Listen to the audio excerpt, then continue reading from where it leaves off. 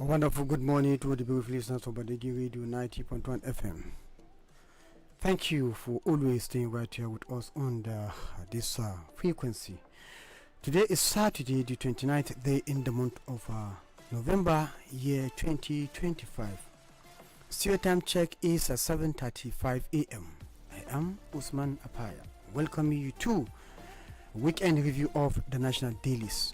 This is the platform where we give you the rundown review of some of the captivating story that are trended over the weekdays, and of course provide you with opportunity to equally join the show.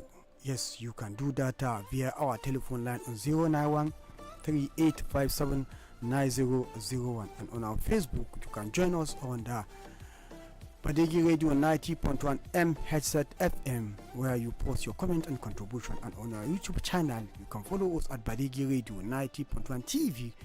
You subscribe to channel, comment, and of course like, so you could have more and more of our programs. Yes, issues of security, issue of insecurity across the country, especially in the northern part of Nigeria, has dominated the media space throughout the weekdays. Yes, virtually all the media, virtually all major talks that are characterized this week are issues of national security and the threat that comes with it. And of course, generating a lot of concern here and there. Yes, of course, the country has been so overwhelmed with the issue of kidnapping, calling for a sincere rescue mission on innocent citizens that who are actually the mostly of which are children that were being kidnapped by bandits in the country. Again, there was an attempt to rescue victims by the government. The issue of argument and counter argument on the number of innocent people abducted by the terrorists in the country, mostly who are mostly of young children. Again, the call for shutting down of the National Assembly by some lawmakers over government inability to protect the citizens. That was equally the issue of lampooning the government by some elder statesmen, and of course the issue of declaration of a state of emergency by the president and commander-in-chief of the armed forces of the Federal Republic of Nigeria, President Bola Ahmed Tinubu. Yet the country still bleeds as bandits still on rampage. Well, this is very, very sad.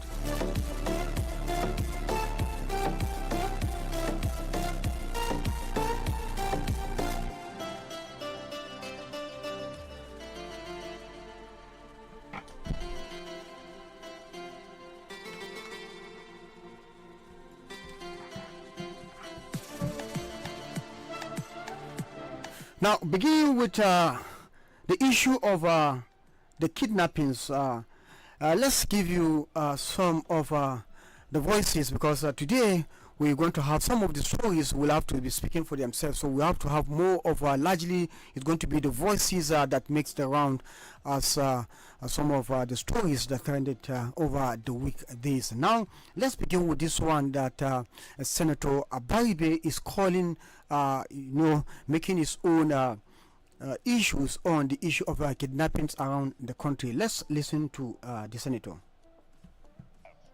But it is the government in power, and they should do the right thing.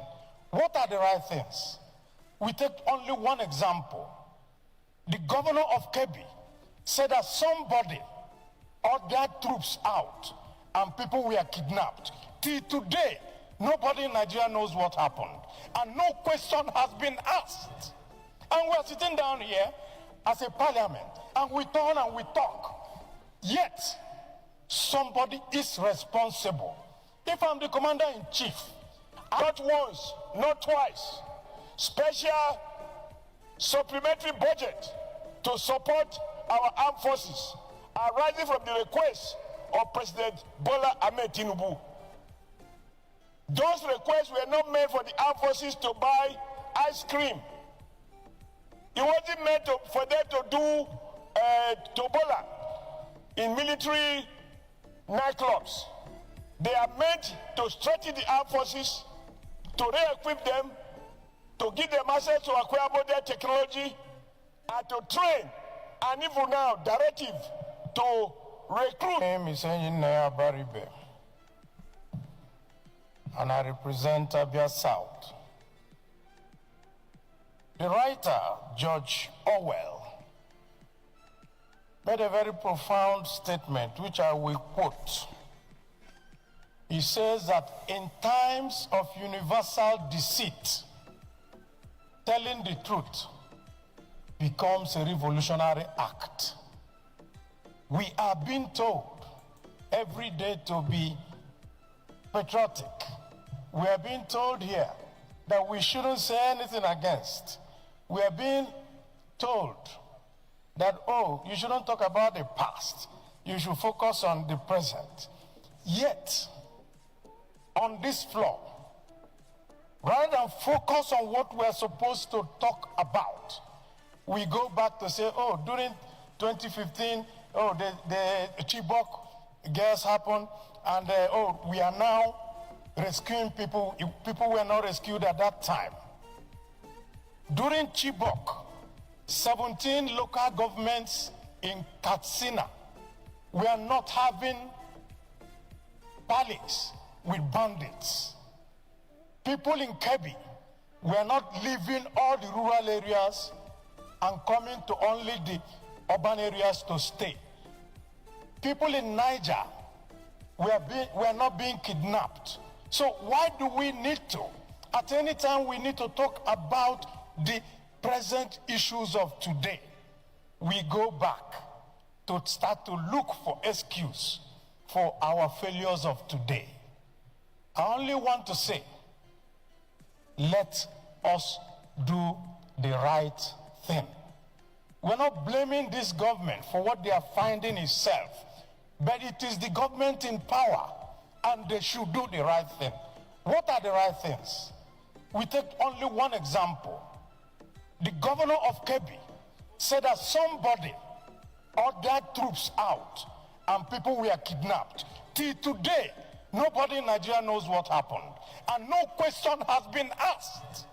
And we're sitting down here as a parliament, and we turn and we talk. Yet, somebody is responsible.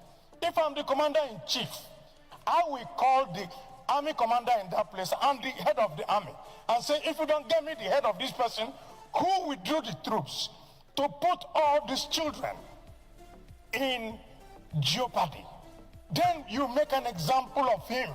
That is how a country is run. A country is not run on pacification. A country is run on confronting issues. I rest my case.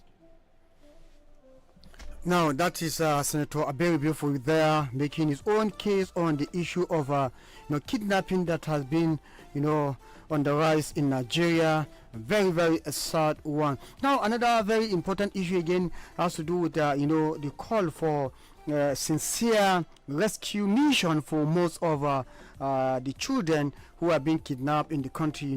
There has been a kind of dragging of feet on this issue, and I think with this I have let's play this clip from the DG of the DSS, who is actually calling on the best way, based on his experience, the best way to address this issue that has been bedeviling the country. Let's hear his own view, and of course how best to do the rescue in Nigeria.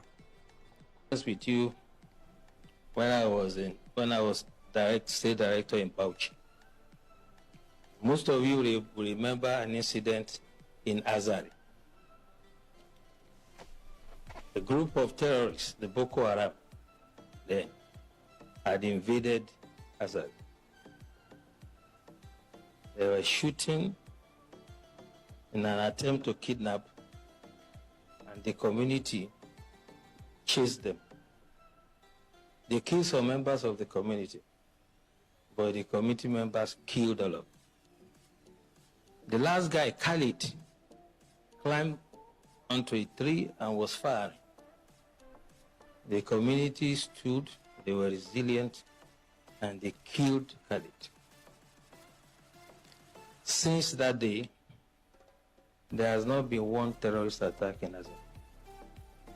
As a matter of fact, the former head of state, General Ibrahim Badamasi Babangida, said, and I quote, "If we want to stop or curb this terrorism, we shall emulate the Azari example." Tafawa Balewa also happened to be a local government in Bauchi that was always in flames. And the people of Bogoro and some part of Tafawa Balewa, where the Sayawas are, rose up on one occasion. They knew their terrain better, climbed onto trees and mountains. When the invaders came,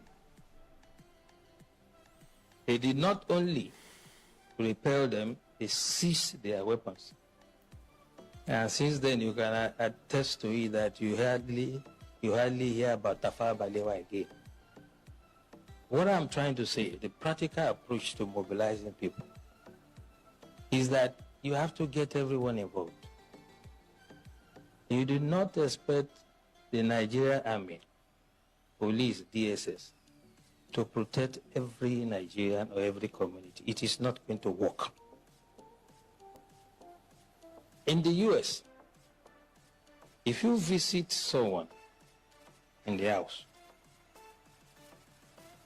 you will be shocked that when the guy hears a police siren, he will just pull his drawer, bring out his gun and keep it. So one of my hosts did that, and I asked him, "Why are you putting gun here?" He said, "Well, if they are chasing someone and he enters my house, I'll shoot him first." And that is the layer we have to start thinking about. How can you create first line of defense? The military, police, and other security agencies are to deal with the bigger ones, the organized ones. But it is impossible for us to deploy it to every community in the country. It is unimaginable that any security agencies that has the resources to do it. So as we live here, we all belong to one community or the other.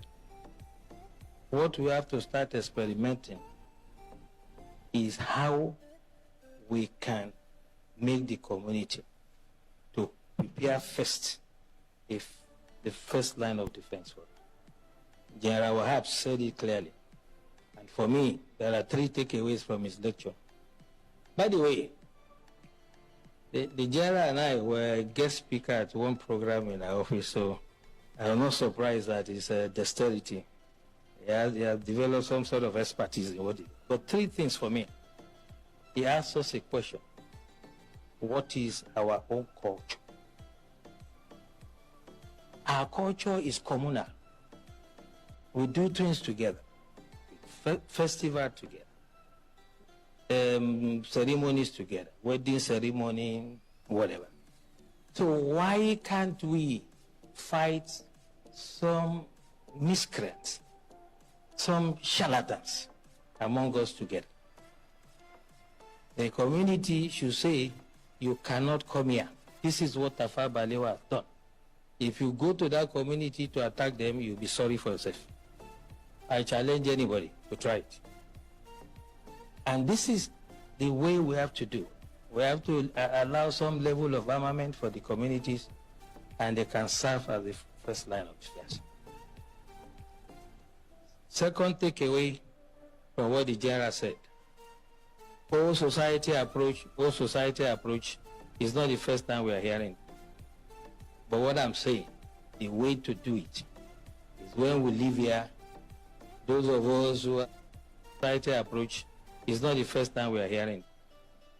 But what I'm saying, the way to do it is when we live here, those of us who have some influence, the elites in society, discuss with your communities, come to us, get some sort of approval and guidance, and then we can stop these criminals. You can imagine you call sector, let's say sector 4 or whatever, sector of the army, to come to this community if there's an attack. Before they even arrive there, they attack another community, what happens? This is what we should take away from here. Well, that is the DSS boss with his own idea on how to deal with this issue that is bedeviling the country. That the community should be the first line of defense. By the time the community is allowed to, protect itself before the conventional security can come, we can actually deal with this issue. Now, there's another issue which has to do with the attempt to rescue the victim who have been kidnapped, talking about most of the children in captivity now. And of course, the argument and of course counter argument that comes with it, there has been an argument on the number of children that have been kidnapped by terrorists, and the many have actually see this as a kind of unnecessary distraction, because you will have to deal with the issue first before you think of okay, who is responsible or not. Let's give you this interview granted by the BBC when the former governor of Niger State, the former governor Umar Mohamed Bago, was actually giving his own submission on the issue of a kidnapper girls and students at Papiri. Let's listen to this interview. Gwamna, bari mu magana zuwan ka Papiri. Iyaye da dama suna ta korafin cewa an kai wannan harin an yi kwanaki har yanzu baka je ka ziyarci makarantar ba ko kai magana da su. Shin me yasa? Shekaran jiya ma ina wurin, amma sojoji suna aiki. Babu yanda. Amma ba Papiri ka je ba. Wa yake Papiri? Ai makarantar ta watsi. Ka je gari kusa da Papiri. Na je gari kusa da, na je masarautar da take Papiri ke karkashin ta, kuma na haddar shugabannin mun da sarakunan su gabaki daya akan wannan. Kuma bai yanke cewa bara mu je mu duba abin da ke. Amma me yasa har yanzu ba ku je wannan wurin ba? Saboda mu da na gwamnatance muna wurin. Karamar hukuma tana wurin, Nisema, Niger State Emergency Management Agency tana wurin, nema tana wurin, jami'an tsaro gaba gida suna wurin, saboda haka gwamnati tana wurin da sojojinmu da kowa. Amma tana na a Papiri. Ni na je Papiri, ni ban ga sojoji ba, ban ga jami'an tsaro. Ina na kinan su za su tsaya ne a bakin titi? Ai bakin titi suna cikin daji mana. Ina na ka kwashe yara, ina kai garkuwa da su? Ai ya baki bi su daji ba. Tun da kin iya daukan labari sai ki bi daji ki je ki ga ko sojojin suna ciki. Ai maganan gaskiya ne, kada mu mai da abu siyasa. Yadda na faɗa maki ne, Allah ya jarabci Najeriya da wannan abubuwa na rashin tsaro, amma kada a zo a juya abu a mai da shi kamar cewa wani gwamnati ne ba ta yi abin da ya kamata ta yi ba. Wannan makarantar da farko an kulle ta, kuma an kulle ta tun shekara 2021. waye ba su takarda cewa su bude? Takardar da kake magana. Tsaya mana, tsaya. In sun ce ba fice su kulle ba, to waye ce su bude, waye ce su kulle? Kin ce sun kulle ne dan ganin dama, kuma sun bude na ganin dama. Ana makaranta haka. Shugaban makarantar da na hira da shi ya bayyana min cewa shi ba a kawo mishi wata takarda na cewa su rufe makaranta ba, saboda haka shi yasa suka kasance shi baturan da ya kikiro makarantar ma ga baki ɗaya da cocin ga baki ɗaya an faɗa mashi, kuma ya bar ƙasar nan wata ɗaya da ya wuce, ya koma garin shi a Ireland, ko ba haka ba? Kuma masu aikin titi turawa ne da ƙwarori, kuma su ma an ba su wannan signal din sun tashi sun wuce. Kuma da abin da Kebbi ya faru da abin da Kwara ya faru, makaranta ministry na education ta faɗa ma kowane makaranta a jihar ne da cewa Niger na arewa cewa su kulle makarantun boarding ɗinsu, kuma an kulle. Me yasa wannan makarantar bata kulle ba? To saboda haka maganar da ake yanzu ba na so mu shiga maganar cewa laifin wane ne ba laifin wane ne bane, ba kai wurin bane. Na farko Allah ya fito da yaran nan lafiya, bayan haka za a san da za a tantance da kuma za a gyara yadda za a ci. Now that's the argument here. Let's give you another one again.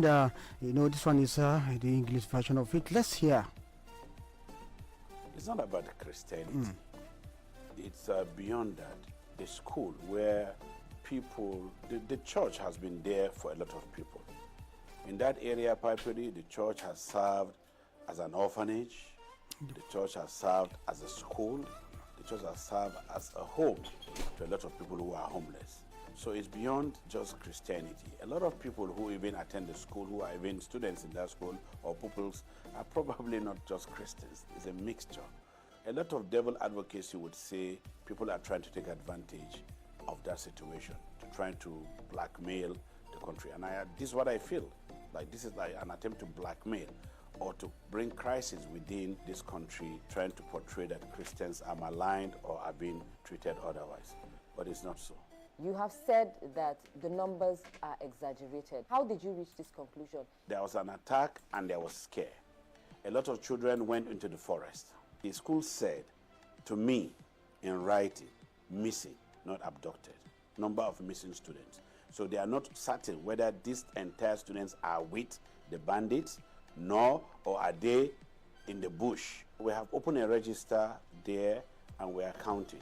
The community that is in that area, they feel left out, they feel abandoned. What assurances are you giving to the parents that you are actively working to rescue their children? So my going there is going to happen. And the assurance we are giving them is that we have started rescuing some of their children. Some of them have been reunited. Are you categorically saying that students have been rescued? Yes. Because the school told us that students escaped. In a farm settlement, we rescued 11 people. So outside the last 51 that were declared, additional 11 have been confirmed rescued, and the operation is still going on. I was in Papiri, and the security that I saw there was very, very minimal. Security is not what you see. We can't discuss security on your screen. We are here to rescue lives. When do you think the schools will be reopened, and what conditions will be met or should be met before you can open the schools in Niger? It's not going to be very soon that we're going to open boarding schools in Papiri. It won't open now until we're sure the lives of people or students are secured. Now, that is all about that. Yes, like I said, argument and counter-argument. Now, he is summing it up. The BBC reporter who actually went around to see things, the security situation and, of course, the condition of the school. Have this final. Let's hear her final submission after she might have gone round and, of course, what that she gathered finally. Let's listen to her once again.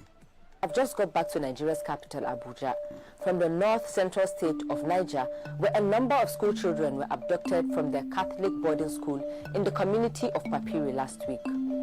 With echoes of the Chibok school kidnapping in 2014, the country is in shock once again, especially as this was not the only attack on a school last week. 24 girls were taken from a school in neighboring Kebbi State, now thankfully released by their attackers. But for the parents in Papiri, no such good news. I traveled to the community to find out more about what happened to the children and just what is being done to find them. Being in the school was a harrowing experience. The dormitory floors were covered in glass after the attackers forced their way in. Seeing the children's belongings strewn about was really heartbreaking, and I could only imagine how frightening it must have been for them, some as young as 6 years old. This father witnessed the attack, but said he felt helpless to stop it. They were being trafficked on foot, the way shepherds control their herds.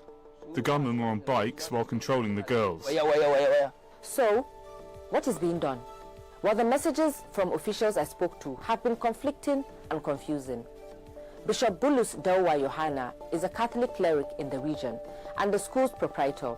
He claimed that the government is not doing enough. Not much has been done. We all know our duties and responsibility. And so if you are a leader and you know a responsibility, if something happens, that is the first thing you should do. So I'm doing my own part. But the bishop's accusation was disputed by the state's police chief. We have been communicating to them, but we are not getting, enough information that we needed from them. There was a presence of police there. Since the first day the incident happened, we deployed policemen, enough policemen there.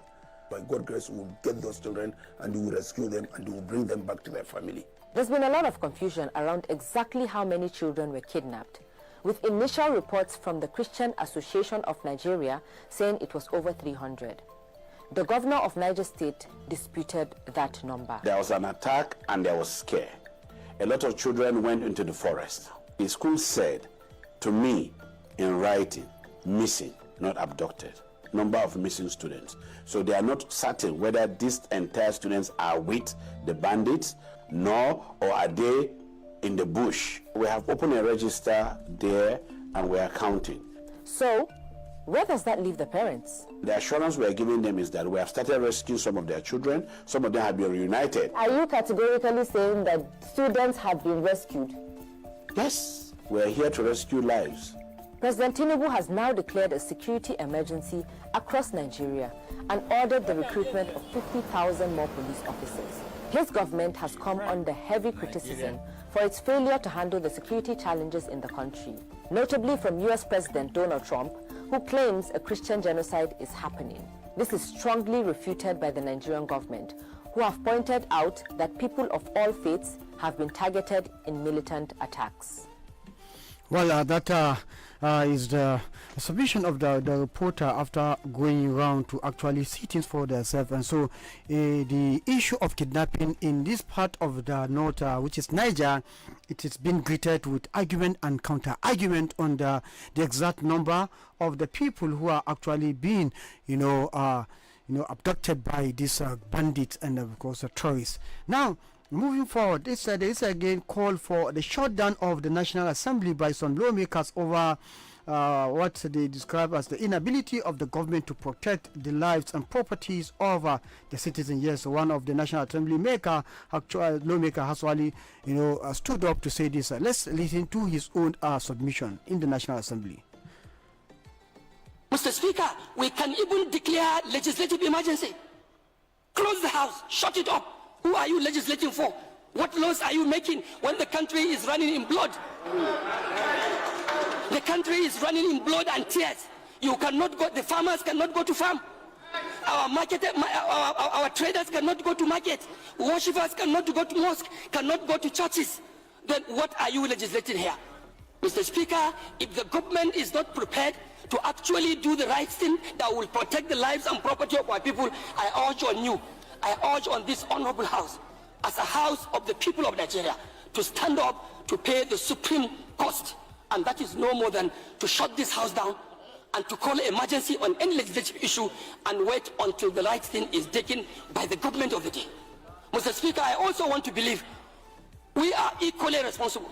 We should also go down to our constituencies, civil, what do you call them, civil vigilante. Let's go and reorganize our vigilante groups. We take commands and take charges of such civil organizations to see how we can salvage and protect our country, Nigeria. It's for us to have absolute safety. Mr. Speaker, Nigeria must have absolute protection of the lives and property of our own people. This is my take, Mr. Speaker.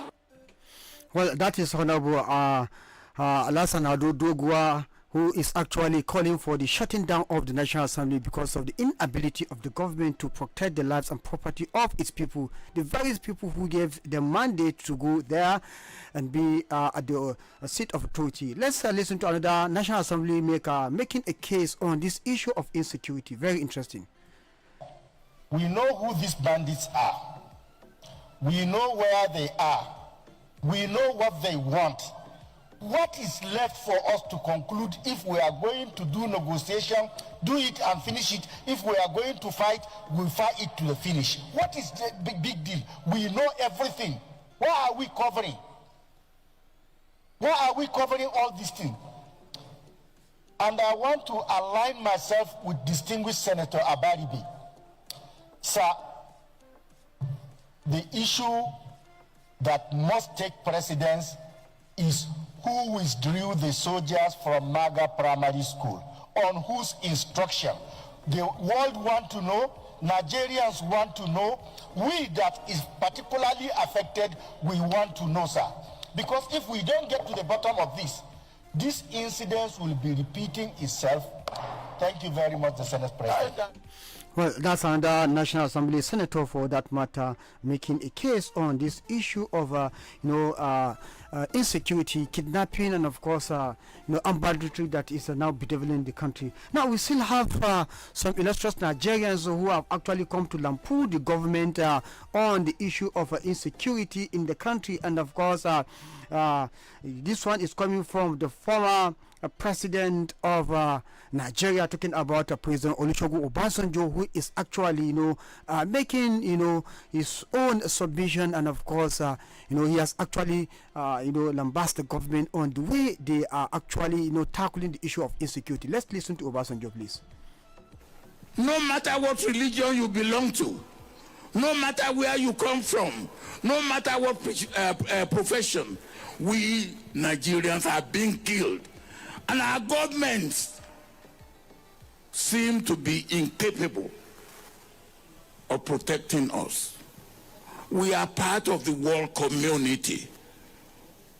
If our government cannot do it, we have right to call on the international community to do for us what our government cannot do for us. And for anybody to say because those who are being killed belong to this region, belong to this religion, belong to this tribe, and then others too are being killed, cannot be an acceptable excuse. Before I left government, I know we had capacity to pick up anybody in Nigeria who commits crime anywhere. The capacity that we didn't have then is after we have identified and located such a criminal, we have no capacity to be able to pick him up without moving on land or by air. Now we have capacity. With drones, you can sniff them up. You can take them out. Why are we not doing that? Why are we apologizing? Why are we negotiating? Now, that is the former President Olusegun Obasanjo there, raising a lot of very, very fundamental questions. Why are we not taking the bandits since we have technological advanced, equipment now to do that? Why are we so apologetic, and why are we, negotiating with bandits? And the last I checked, Nigeria as a country do not negotiate with bandits. Now that is all about that. No, this event that of the past event in the over the week actually prompted the president to actually declare the state of emergency on security. The declaration of emergency on security by the president and commander-in-chief of the armed forces of the Federal Republic of Nigeria, President Bola Ahmed Tinubu, have actually been greeted with a mixed reaction. Most importantly, as the emergency declaration of emergency on insecurity have not actually yielded. Nigerians are yet to see a very, very deliberate measures from the security apparatus, as bandits are still the country still bleed, as bandits still on the rampage. We still have issues of attacks here and there. After, in fact, the very day the president declared state of emergency, there was attack in some part in the place in FCT. So this is daring the seat of power, because at the place the president is making the declaration of emergency on security, they challenged the president. They took the war into the city, some part of the city, to tell the president that yes, they are on ground. So Nigerians want to see what the government is going to do, so that they can have the benefit of the doubt that the government is on top of the game, that Nigeria is not going into extinction. The bandits who are having a very sizable number, which with our technology, like the former president Olusegun Obasanjo have said, we can take them out. We have troops, we have all that it takes. So who is actually not doing his job? The National Assembly members have come to ask a lot of questions. What happened in Kebbi State have raised a lot of concerns that who actually ordered for the withdrawal of the military, who are on the trail of the bandits who actually kidnap children in Maga. So these are a lot of things that requires a lot of questions, a lot of answers. So we shall keep fingers crossed to see what is going to happen, because Nigerians are asking questions. Now let's go to the star story of the week.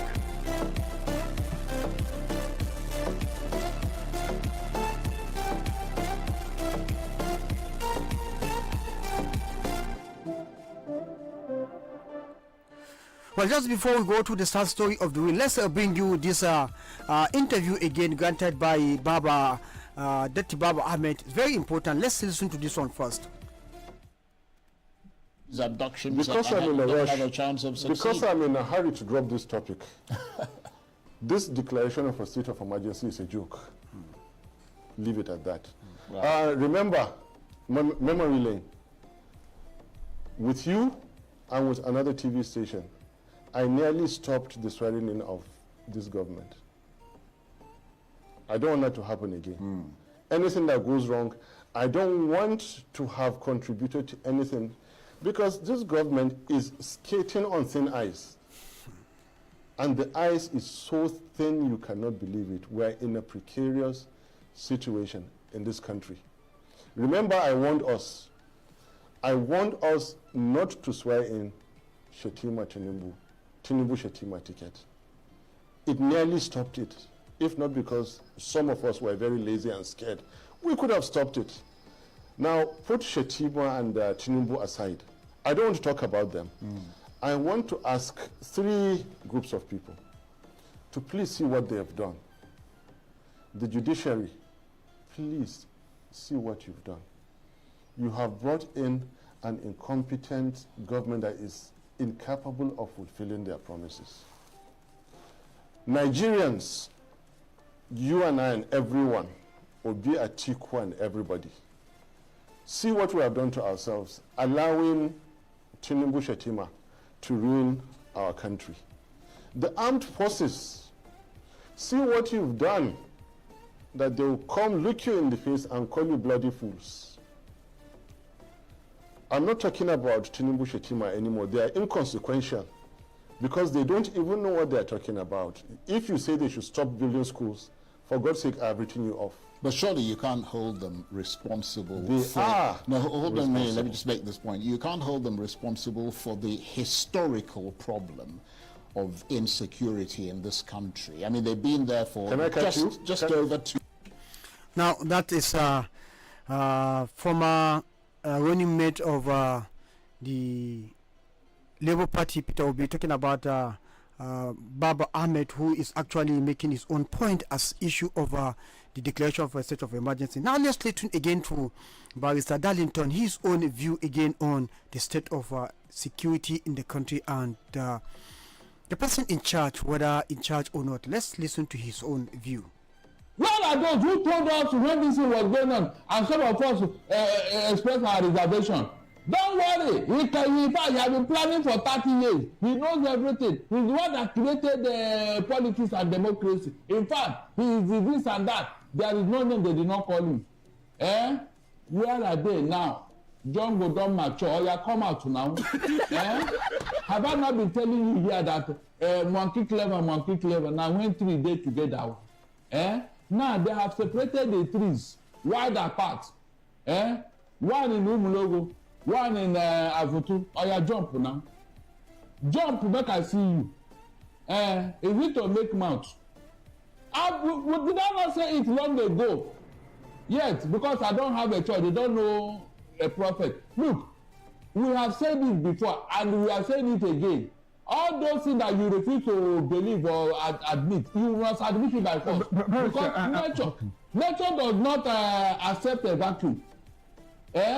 How do you think that Nigeria will continue to live in this infamy, this terrorism, this abysmal performance, this incompetency, and you believe it will continue like that? No. At a point, it's something we give. I told you here that evil does not last forever. At a point, you must surrender to God, the will of God.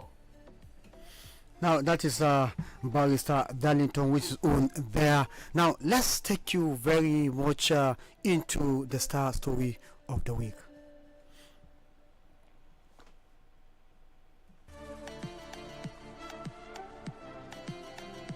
Now, the star story has to do with the statement made by Barrister Ibrahim Wali, a lawyer representing Honorable Negenu, who is still under detention by the order of the former Governor Umar Mohammed Bago, as alleged.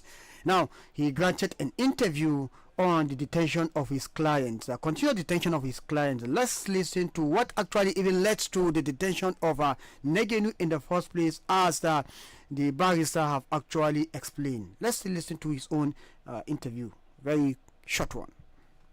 In the elections, what actually happened was that the governor had gathered people around in Bidda in their thousands. In fact, there was a stampede the day before in their thousands, just to share money to them. And this is the custom in Niger State today. They will gather people and be sharing 1,000 to 2,000 to them. So the second day when they were sharing the money, the money, could not reach everybody. So the people there were angered and they started throwing pelting stones at the convoy of the governor. And instead of the governor to go and reflect, introspect, and ask why we even have this much people on the streets, this much people hungry, they are not in school, they don't have shelter, they don't have anything, there's no dignity whatsoever. They're trying to blame Abdulmalik Negenu simply because he came out, he said that his name and his party's name were omitted in the ballot, and he had at least the people showed him love and support, and he was complaining, and now they said that he was the mastermind behind the attack on the governor's convoy.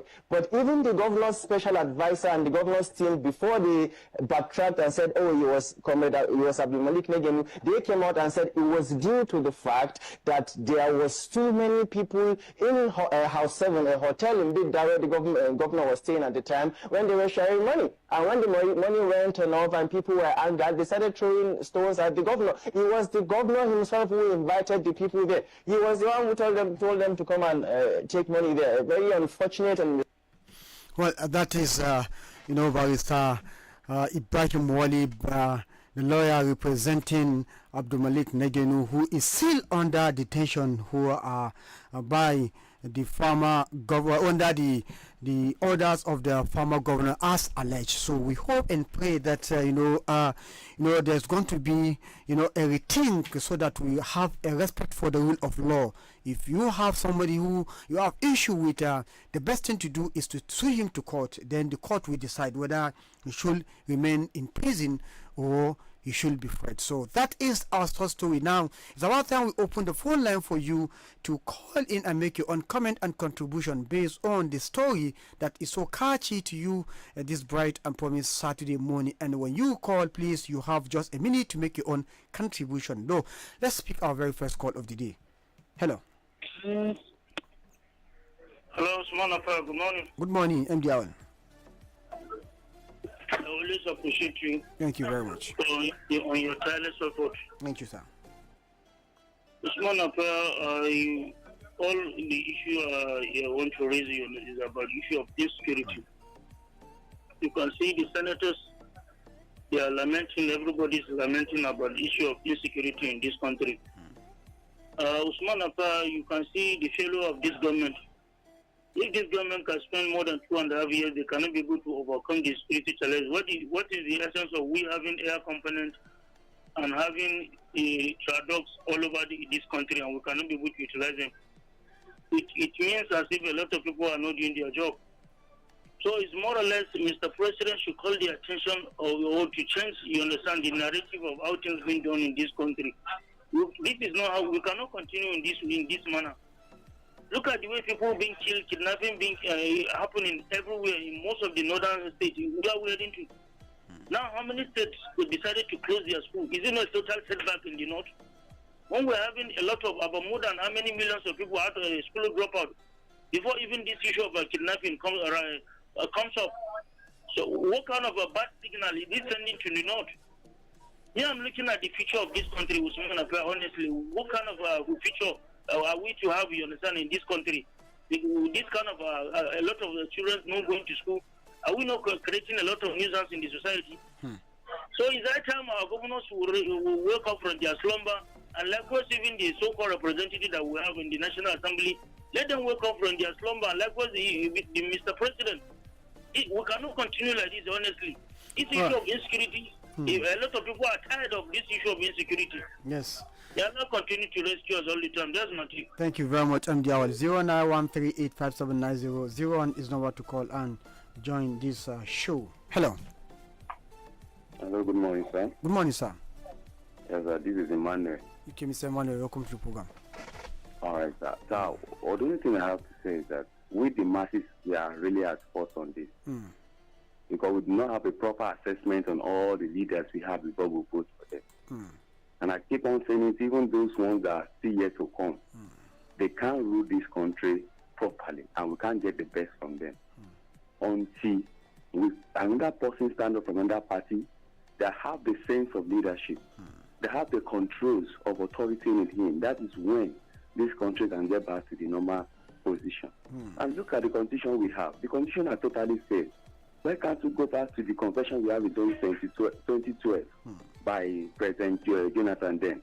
Let's implement our own constitution that will guide us through, that we ourselves use our mouth to work to establish.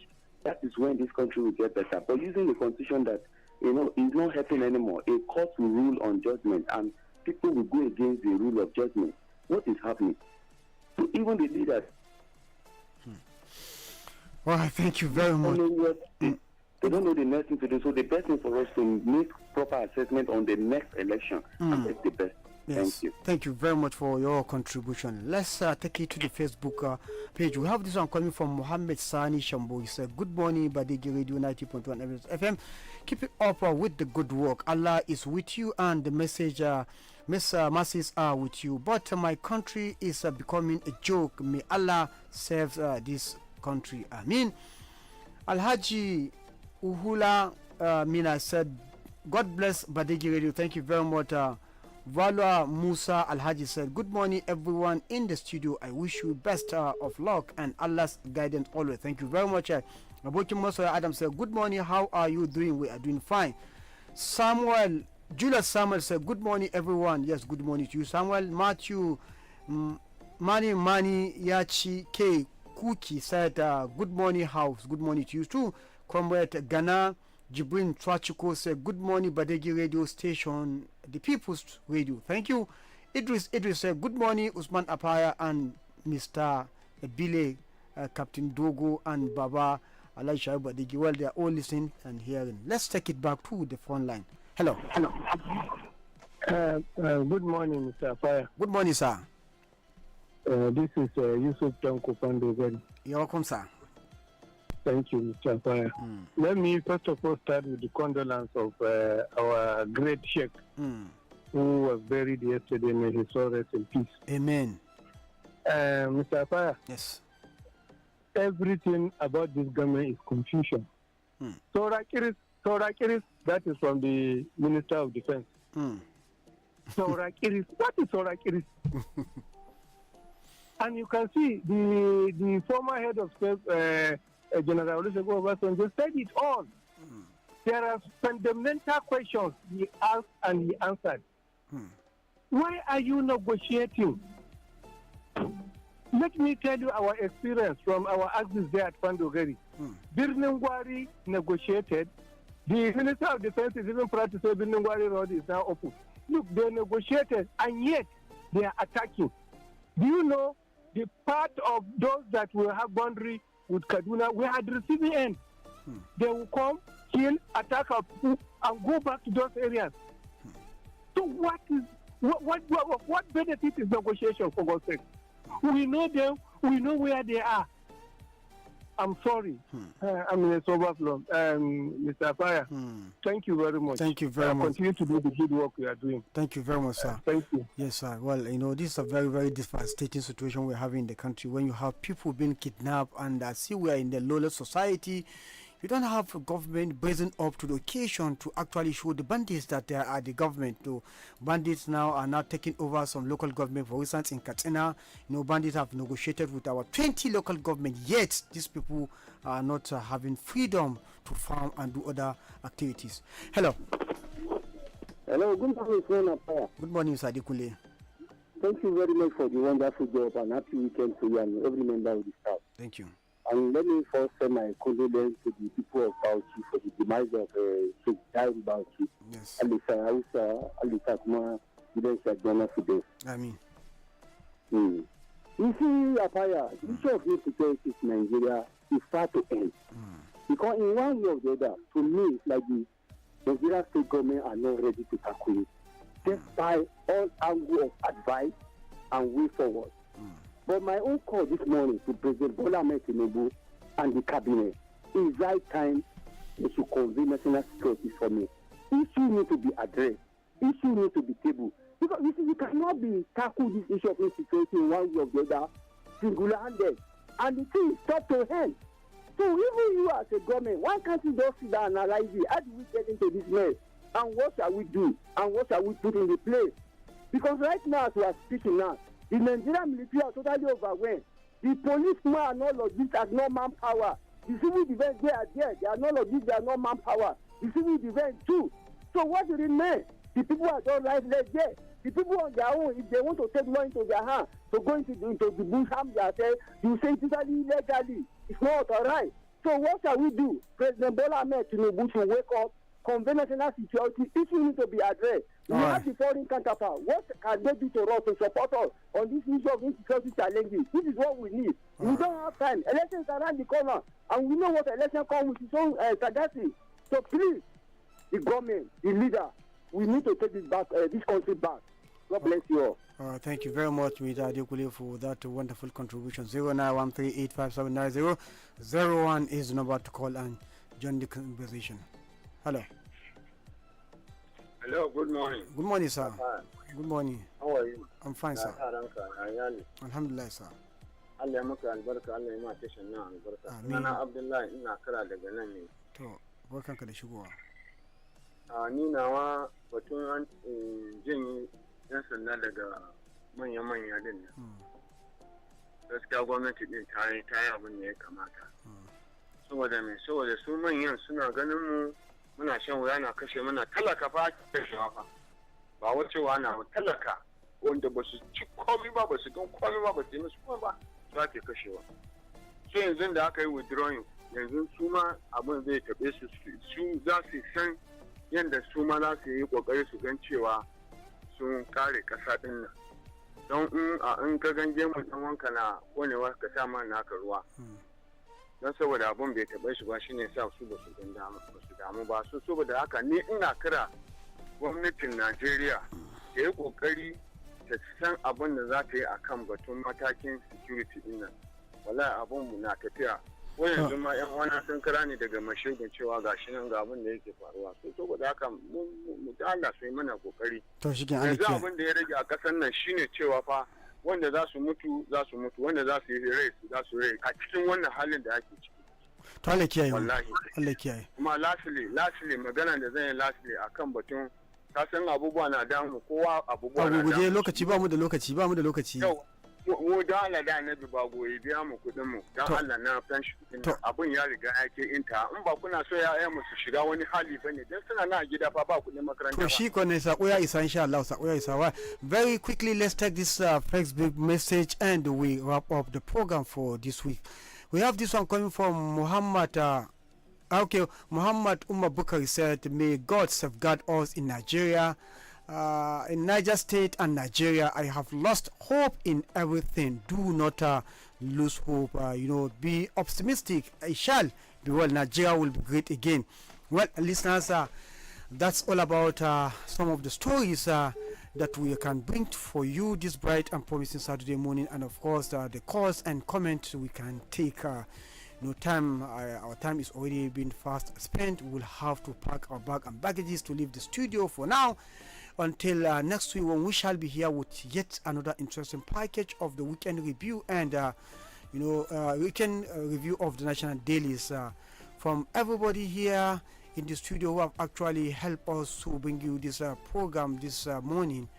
I want to say thank you everybody for listening, and goodbye for now. My name is Usman Apaya. Goodbye once again.